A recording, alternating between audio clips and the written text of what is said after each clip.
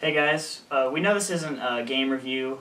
I know at the end of the last video we said that the next video is going to be a review of the Sega Game Gear, which it is, but we felt like we need to get a video up as soon as possible because so many of you guys subscribed and accepted our friend requests and left channel comments, watched the video, which was all really good. We didn't expect nearly that much to happen, especially this early on. So if you like this video, you should definitely subscribe if you haven't already. And Matt's going to tell you a little bit about what this video is going to be about. Alright, we're going to put up a couple videos where we talk about gaming stuff that we picked up. Mostly this video is just going to be talking about the Sega CD and the games that we got for it early this week, which is really awesome. So I hope you enjoy the video. So without further ado, let's roll on to the game pickups. Okay, well, the first game pickup that we got was the Sega CD. Now, I've been wanting this for a very, very long time. It's an attachment for the Sega Genesis, and it was Sega's attempt to keep the Sega Genesis alive to compete with the Super Nintendo back in the early 90s. And this was one of the first CD-based game consoles back in the time. We've got a couple of Sega CD games for this, but we haven't really gotten around to playing them. So if you guys could leave a comment and tell us any good Sega CD games, that, besides the obvious ones like Sonic CD and Snatcher and all those other ones, it'd be greatly appreciated. Now to my second one, I got a couple of Sega CD games. I only got two. First one was Microcosm for the Sega CD. It's in a pretty shafty case, as you can see. This game, I don't know, I got mixed opinions about it. It's a first-person 3D shooter.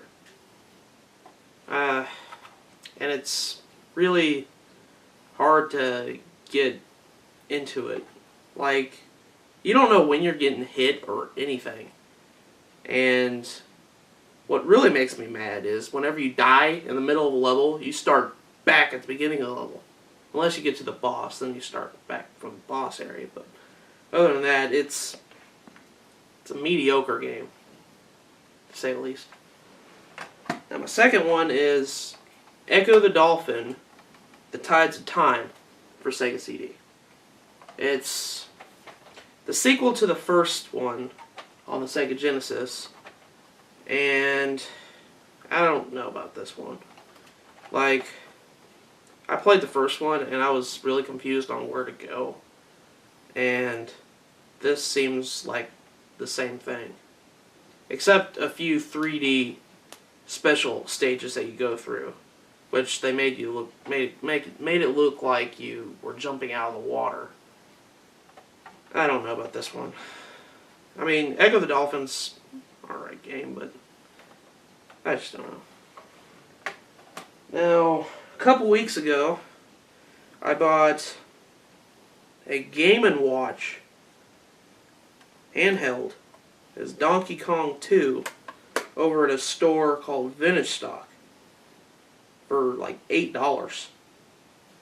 Now, Game & Watches are really hard to come by. They're the first handhelds, one of the first handhelds. And the fact that I got one for $8, that's pretty impressive. Now, these kind of games take watch batteries, but I don't know. These are pretty fun though. If you ever get a chance to play them, you should play them. And finally, my last one, I just bought it earlier tonight. It's a game, an Atari 2600 game called Frogs and Flies. Now, this is a two-player Atari 2600 game, and I like it. It's really fun. You just jump on lily pads catching flies with your tongue and your frog. So, it's a good game. And that's about it for the stuff I've bought earlier this week. Alright guys, now I'm going to be showing you some of the games that I picked up this week. The first of which is Soul Feast on Sega CD. Correct me if I'm wrong, but this was the original pack-in game with the Sega CD when it first came out. It's a 2D space shooter, kind of in the style of R-Type or Gradius. So for fans of that, I would definitely recommend it. I was kind of disappointed in the CD though.